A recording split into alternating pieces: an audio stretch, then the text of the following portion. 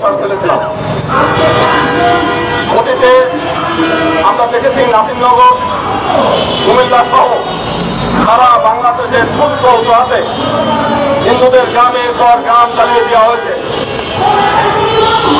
কোনো পুলিশ সেখানে যায় নাই, প্রশাসন সেখানে যায় নাই, আয়াত সার্ভিস সেখানে যায় নাই এবং কোনো বিচার ঘটে নাই। আমরা মনে করেছিলাম যে এই 5 তারিখের পরে আমরা অত্যন্ত শান্তিতে শক্তিতে বসবাস করবো এবং সেই ধরনের পরিবেশ আমরা দেখতে পেয়েছিলাম। যে পুলিশ প্রশাসন সবাই অত্যন্ত সতর্ক অবস্থায় ছেড়েছে। এদেশের সাধারণ মানুষ মন্দির পাহারা দিয়েছে। আমরা সব দিকে একটা ভালো পজিশন ছিলাম।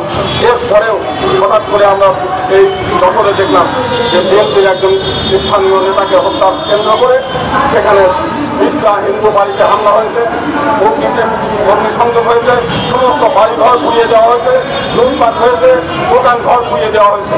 তবে আমরা অত্যন্ত গভীর উদ্বেগের সঙ্গে আমরা দেখতে পাচ্ছি যে সারা বাংলাদেশে হিন্দু সম্প্রদায় এই বিষয় নিয়ে অত্যন্ত আতঙ্কময় জীবনযাপন করছে এবং ওই এলাকার হিন্দু সম্প্রদায় সেখানে কিন্তু লাইন না থাকায় তারা রাতের বেলায় এখনও ঘরে ফেরে।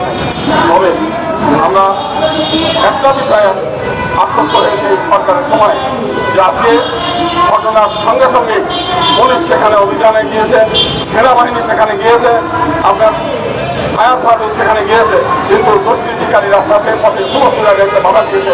যতক্ষণ পর্যন্ত না এই বাড়িঘর পড়ে ততক্ষণ পর্যন্ত সেই দুষ্কৃতিকারীরা পুলিশকে বাধা দিয়েছে, সেনাবাহিনীকে বাধা দিয়েছে, এমনকি ফায়ার সার্ভিসকে সেখানে যেতে বাধা দিয়েছে। আমরা এই ঘটনার ন্যাক্কারজনক নিন্দা জানাই এবং প্রশাসনের কাছে আবেদন জানাই যারা পুলিশের কাছে বাধা দিয়েছে, সেনাবাহিনীকে যেতে বাধা দিয়েছে এবং সেখানে ফায়ার সার্ভিসকে যেতে বাধা দিয়েছে সেই সমস্ত দুষ্কৃতিকারীদের এবং যারা অগ্নিসংযোগের সঙ্গে জড়িত তাদেরকে এবং যারা বিএনপির স্থানীয় নেতাকে যারা হত্যা করেছে তাদেরকে অবিলম্বে গ্রেপ্তার করতে হবে এবং উপযুক্ত শাস্তি দিতে হবে। আমরা চাই যে দ্রুত বিচার ট্রাইব্যুনালে আমরা তাদেরকে বিচার হোক। আমরা একই সঙ্গে এই সরকারকে ধন্যবাদ জানাই যে ঘটনার পরপরই সরকার প্রত্যেকের যাদের ঘর বাড়ি ছিল না তাদের ঘর বাড়ি করার জন্য অল্প পরিমাণ হলেও তাদেরকে ঋণ সহায়তা এবং খাবার খাদ্য সহায়তা দিয়েছে, কিন্তু পোশাক পরিষেবা দিয়েছে। আমরা পর্যাপ্ত ক্ষতিপূরণ চাই। যা যা ক্ষতি হয়েছে সেটার ক্ষতি নিরূপণ করে সরকারের কাছে আবেদন জানাবো সমস্ত ক্ষতিপূরণ যেন তাদের দেয়। একই সঙ্গে এই যারা দুষ্কৃতিকারী তারা যেন কোনো অবস্থাতেই আর না পায় সেই ব্যাপারে আমরা সরকারের কাছে আবেদন জানাই। সকলকে অনেক অনেক ধন্যবাদ।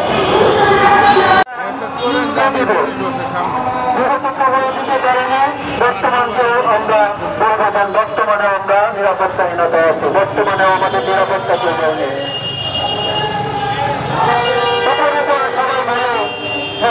শান্তিতে বাংলাদেশ গড়া হচ্ছে, আমরা সম্পর্কে বজায় রেখেছি, কিন্তু ভিতরে গিয়ে দেখবেন শুননা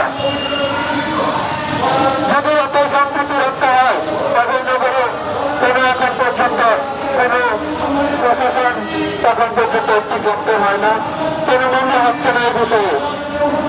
আমরা বিগত সময় থেকে বিভিন্ন বিষয় নিয়ে রাজনৈতিক দলের মুক্তিবন্ধু মামলা করে দেয়।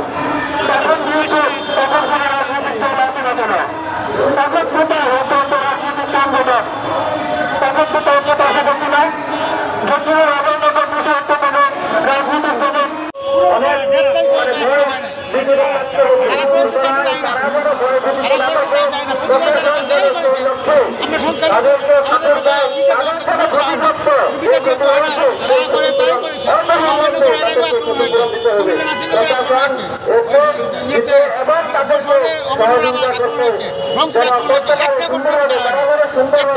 হলে আজকে হতো না।